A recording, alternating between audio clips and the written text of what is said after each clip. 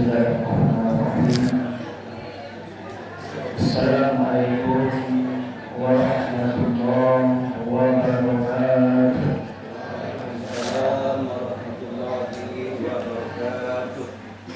Allahu Akbar. Allahu Akbar. Allahu Akbar. Allahu Akbar. Allahu Akbar. Allahu Akbar. Allahu Akbar. Allahu Akbar. Allahu Akbar. Allahu Akbar kabira. Walhamdulillahi katsira wa subhanallahi bukratan wa asila. La ilaha illallah wallahu akbar. Allahu akbar walillahil hamd. Alhamdulillahillazi ja'ala hadza yaumul fitrati lil mu'minin wa maghfirah lis-shaimin wa rahmah lil muttaqin. Asyhadu an la ilaha illallah wahdahu la syarika lah wa asyhadu anna Muhammadan abduhu wa rasuluhu la nabiyya ba'dah. Allahumma shalli wa sallim wa barik ala sayyidina Muhammad wa ala alihi wa ashabihi ajma'in, amma ba'd. Fa ya ayyuhal hadirun, inni usikum wa nafsi bittaqwallah faqad fazal muttaqun. Qala Allah ta'ala fil Qur'anil Karim, a'udzu billahi minasy syaithanir rajim. Bismillahirrahmanirrahim. Ya ayyuhalladzina amanu kutiba 'alaikumusiyam kama kutiba 'alal ladzina min qablikum la'allakum tattaqun. Sadaqallahu azim. Kaum muslimin, kaum muslimat, jamaah salat Idul Fitri yang dirahmati oleh Allah. Di pagi hari yang berbahagia ini, kita sambut Idul Fitri ini dengan untayan takbir, untayan tahmid, untayan tahlil. Bercampurlah dalam perasaan orang mukmin itu ada perasaan senang, ada perasaan haru, dan ada perasaan sedih. Kita sedih kaum muslimin wa muslimat karena Ramadan sudah meninggalkan kita. Kita sedih karena tamu yang sangat mulia itu, tamu yang sangat membawa keberkahan bagi diri kita, sudah pergi jauh. Tapi di sisi lain, kaum muslimin wa muslimat, hari ini kita juga merasa senang. Kenapa kita senang? Man shoma Ramadan imanan wa ihtisaban ghufira lahu ma taqaddama min dzambi. Kata Rasul, siapa yang bersungguh-sungguh puasa di bulan Ramadan dengan syarat mengharapkan iman dan mengharapkan ridha Allah, maka diampunkanlah dosanya yang telah berlalu. Bah manulah Bapak Ibu, Indo kesonang perasaan wa. Karena pada hari ini kita kembali ke fitrah kita. Pada hari ini kita bersih bagaikan bayi yang dilahirkan oleh ibunya tanpa noda sedikit. Allahu Akbar, Allahu Akbar, Allahu Akbar, walillahil hamd. Ramadan tahun ini Bapak Ibu sudah meninggalkan kita. Adapun Ramadan yang datang tahun berikutnya itu bukanlah Ramadan yang sama dengan tahun ini. Ramadan Bapak Ibu kaum muslimin wa muslimat, selama belum akhir zaman, maka Ramadan itu akan datang setiap tahun. Tapi yang menjadi pertanyaan bagi kita, apakah diri kita akan bertemu dengan Ramadan yang akan datang?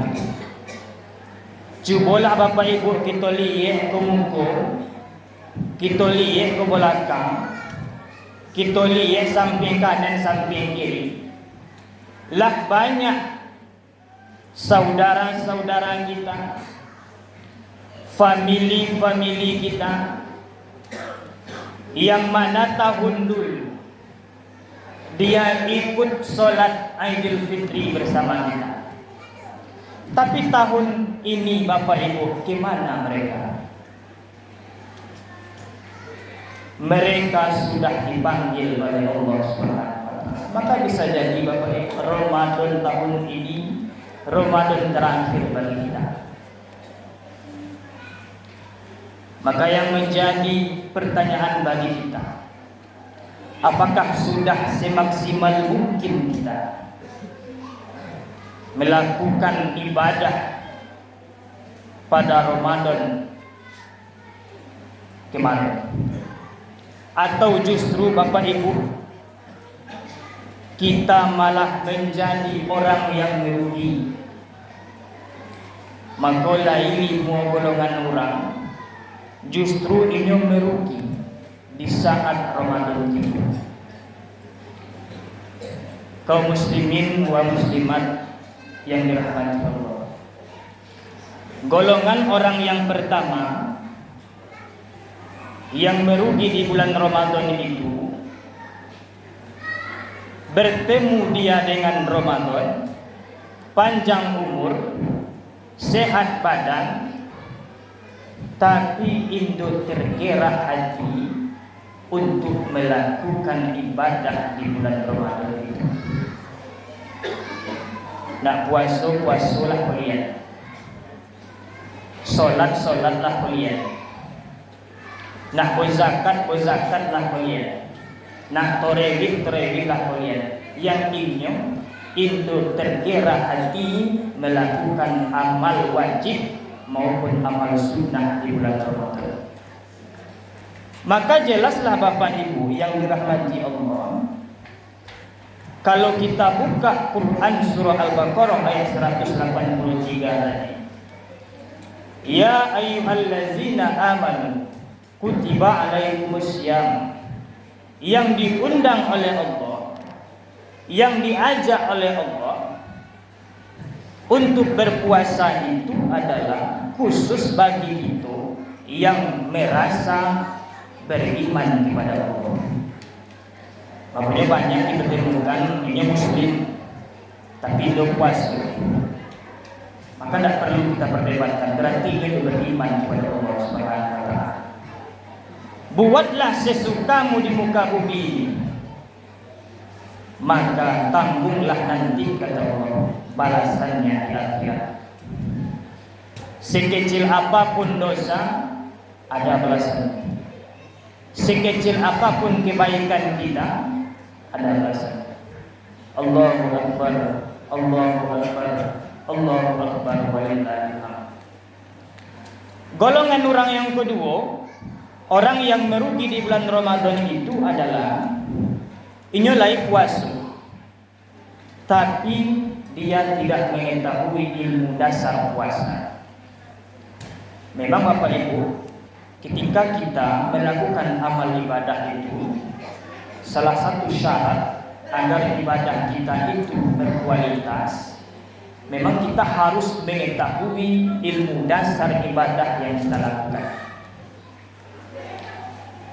banyak ulama-ulama itu menjolehkan lagi sebuah kisah iblis yang ingin menggoda orang yang sholat. Di samping orang yang sholat itu Bapak Ibu lagi orang yang tidur. Belum jadi lagi iblis ini menggoda orang yang sholat, larilah kontang-panting iblis tadi. Bertanyalah iblis yang lain, kenapa kamu tidak jadi menggoda orang yang sholat tadi? Apa jawaban iblis tadi? Sesungguhnya di samping orang yang sholat itu ada orang yang tidur. Lalu kenapa? Aku takut kepada orang yang tidur. Bertanya lagi iblis yang lain, kenapa engkau lebih takut kepada orang yang tidur daripada orang yang sholat? Ketahuilah, kata iblis tadi, orang yang sholat itu indoku godayanya, indoku rayu, belum tentu ibadahnya diterima Allah. Kenapa? Indo tahu yang mana yang rukun, Indo tahu yang mana yang membatalkan sholat, Indo tahu yang belum masuk waktu sholat. Tapi sebaliknya, kata iblis, orang yang tidur tadi dia memiliki surga. Maka Bapak Ibu, apapun ibadah yang kita lakukan, carilah ilmu, terutama ilmu dasar. Apa pengertian ibadah yang kita lakukan dulu, apa syaratnya, apa rukunnya, apa yang membatalkan, agar ibadah kita berkualitas. Allahu Akbar, Allahu Akbar, Allahu Akbar, walillahil hamd. Golongan orang yang ketiga yang merugi di bulan Ramadan itu, inyo lai puaso, ilmu puaso inyo tahu, tapi indo ondak sembahyang. Puasa tapi tidak sholat. Maka bagaimana status orang yang puasa tapi tidak sholat ini Bapak Ibu? Maka jawabannya as-sholatu limamuddin. Sholat adalah yang agama. Masjid kita ini berdiri kokoh kaum muslimin wa muslimat karena ada tiangnya. Cobalah hancurkan tiangnya, maka hancurlah masjid kita. Maka pahala orang yang puasa tapi tidak sholat itu hancurlah pahalanya. Apakah puasanya sah? Sah, tapi tidak mendapatkan pahala sedikit. Lain pula ulama-ulama itu mengejek Bapak Ibu, as-sholatu miftahul jannah. Sholat adalah kunci surga. Kalau kita ambil dalil ini, sama ibarat itu Bapak Ibu, menabung kita di ATM, menabung kita di bank. Walaupun tabungan kita di bank itu sudah ratusan juta, walaupun tabungan kita itu sudah bermiliaran, tapi kalau Indo lain kunci untuk mengambil fikih tadi, Indo bisa fikih di akhir. Maka nanti di akhirat Bapak Ibu, banyaklah kita datang kepada Allah meminta, mana pahala puasaku ya Allah, mana pahala hajiku ya Allah, mana pahala sedekahku ya Allah, mana pahala zakatku ya Allah. Maka dilihat di Allah lah pahala kita tu di ruangan tertutup, di ruangan terkunci, buka dengan sholatnya. Karena sholatmu bermasalah, maka singgahlah di neraka. Maka sia-sia. Puasa kita sah, tapi Indo bisa kita latih ibadah. Allahu Akbar, Allahu Akbar, Allahu Akbar, walillahil hamd. Golongan orang yang keempat Bapak Ibu yang merugi di bulan Ramadan itu, inyo lai puaso, ilmu puaso inyo tahu, sembahyang di gereja inyo, amal sunnah ditambah, yang wajib dikerjakannya, tapi tidak bisa dia meninggalkan yang haram. Indo bisa yang melepaskan dirinya dari maksiat. Lai orang puaso tapi masih mengunjang, puasa tapi masih mengambil hak orang lain. puasa tapi masih berkata sia-sia. Maka kece Imam Ghazali Bapak Ibu, orang yang puasa yang tidak bisa menahan diri dari maksiat, maka ibarat dia seperti pengiris-ngiris buah. Bawah mericih kuini. Setiap bermaksiat ricih kuini. Setiap bermaksiat dalam puasa itu ricih toroi sampai habis di sini tinggal di jenuh. Artinya apa? Pahala puasa kita tidak langsung habis, tapi berangsur-angsur hingga tidak ada lagi pahalanya. Bapak Ibu, salat Idul Fitri yang dirahmati Allah. Yang kelima, orang yang merugi di bulan Ramadan ini, nomor 1 sampai nomor 4 sudah dijauhkannya. Nomor 1, ini tahu ilmu puasa, ini menjaga diri dari maksiat, gereja satu yang wajib ditambah dengan yang sunnah. Tapi sayang Bapak Ibu, dia beramal hanya di bulan Ramadan saja. Selama Ramadan Al-Quran dibuka 1 hari 1 juz, sehingga nanti 30 hari khatam. Selama Ramadan tidak pernah tinggal sholat ke masjid. Selama Ramadan dikerjakan semua sholat sunnah. Tapi ketika berakhir Ramadan, berakhir pula lah ibadahnya. Maka Bapak Ibu, berfikirlah kita. Kalau seandainya kita termasuk orang yang merugi, maka segeralah kita bertaubat kepada Allah Subhanahu wa taala. Allahu Akbar, Allahu Akbar, Allahu Akbar wa ilah. Sekarang sampailah kita di hari yang fitri. Apa itu Idul Fitri? Idul Fitri Bapak Ibu, kembali kita kepada kebiasaan kita sebelum Ramadan. Lah boleh makan di siang hari, lah boleh minum di siang hari. Tapi perbedaannya apa? Kita membawa ibadah yang lebih berkualitas daripada sebelum Ramadan kemarin. Dalam penetapan 1 Ramadan, penetapan 1 Syawal, biasa kita berbeda-beda Bapak Ibu. Lai saudara-saudara kita potang hari raya, kita kinin hari raya. Maka dalam penetapan itu jangan kita jadikan sebagai ajang mencari siapa yang benar, siapa yang salah. Karena masing-masing itu Bapak Ibu punya mazhab, punya dalil, punya metode masing-masing dalam menentukan awal tahun.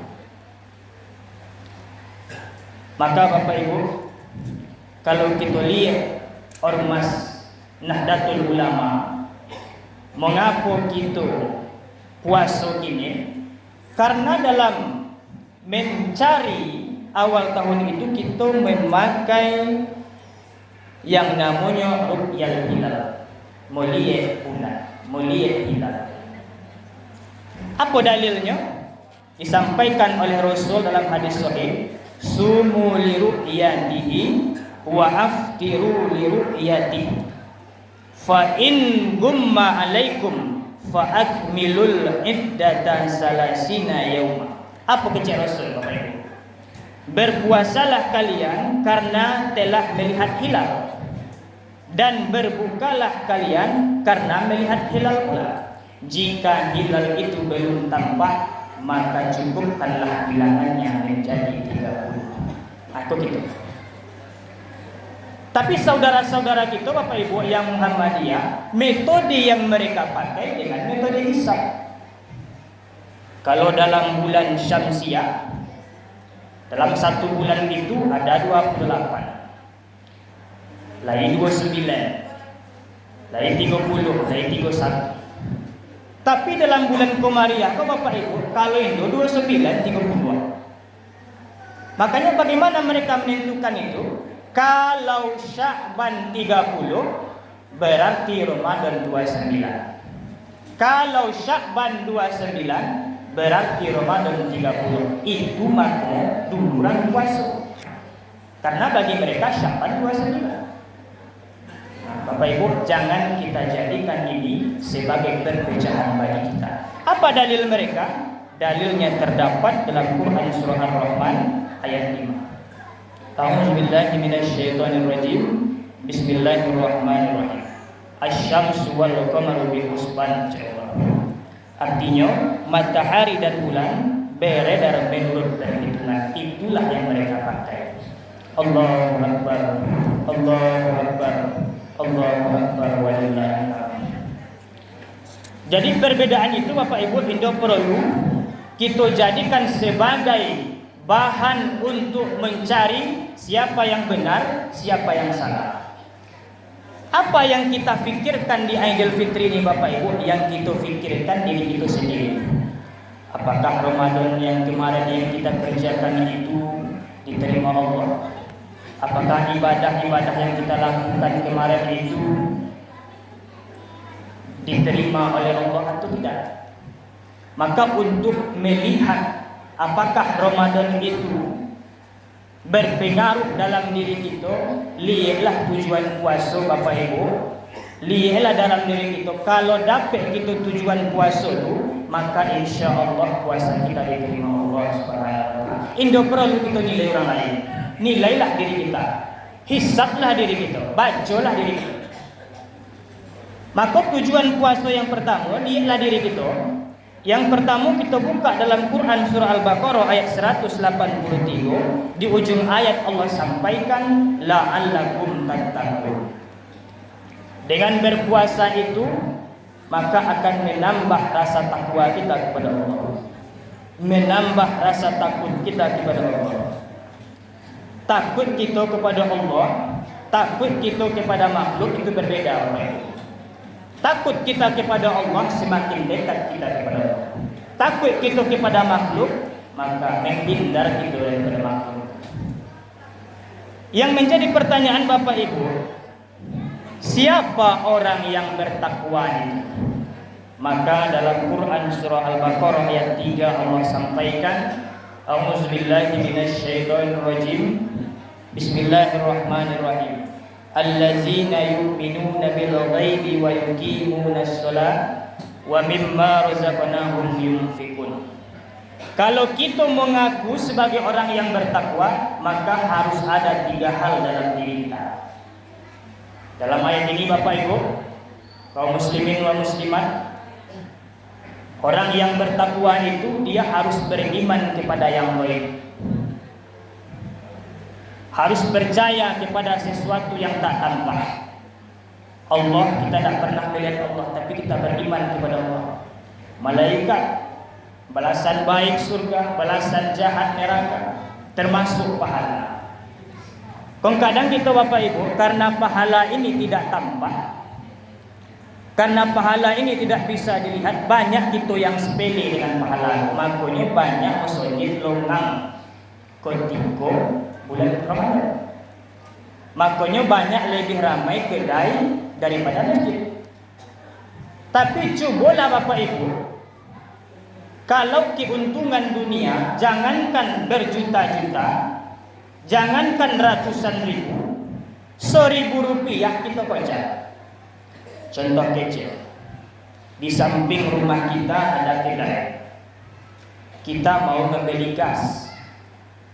Harga gas di samping rumah kita itu 25.000. Terdengar kita kabar ada kedai yang lebih jauh daripada rumah kita.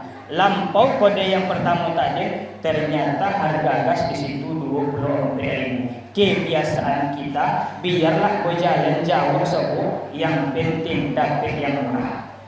Itu gitu. Maka salah satu yang harus lagi dalam diri orang yang bertakwa itu Bapak Ibu, harus beriman kita kepada yang baik, termasuk adanya balasan baik, termasuk adanya pahala yang diberikan Allah kepada kita. Allahu Akbar, Allahu Akbar, Allahu Akbar walillahil hamd. Setelah kita percaya kepada Allah, percaya kepada yang gaib, maka perintah selanjutnya kata Allah, wa yuqimunas shalah. Sifat orang yang bertakwa itu tidak pernah meninggalkan salat. Ini perlu kita pertanyakan Bapak Ibu. Sebanyak itu kewajiban kita, kenapa dalam ayat ini hanya salat yang Allah sampaikan? Kenapa tidak puasa? Kenapa tidak haji? Kenapa tidak zakat? Karena kaum muslimin wa muslimat, tolak ukur ibadah kita diterima seperti yang kita jelaskan tadi itu tergantung solat kita. Apakah kita tidak malu Bapak Ibu? Selama di dunia kita tidak solat, nanti di akhirat kita meminta pahala ini, pahala itu. Selama di dunia kita sombong kepada yang memberi pahala, tapi nanti kita minta pahala kepada orang yang selalu kita sombongkan, kepada sesuatu yang kita sombongkan. Maka Bapak Ibu, solatlah, perbaiki solat kita, maka ibadah kita akan diterima oleh Allah Subhanahu wa taala. Solat hubungannya hablum minallah. Orang yang bertakwa tidak hanya menjaga hablum minallah. Apa ayat selanjutnya Bapak Ibu? Wa mimma razaqnahum yunfiqun. Banyak-banyak kalian berinfak. Infak hubungan hablum minallah. Maka kalau kita mengaku bertakwa kepada Allah, perbaiki hablum minallah wa perbaiki hablum minannas wa. Ada orang hablum minallah bagus, tapi dengan tetangga tidak bertegur sapa, belum bertakwa. Ada orang hablum minannas bagus, duduk di kedai kopi, ditraktir satu orang yang minum di kedai kopi, tapi tidak pernah sholat, belum bertakwa.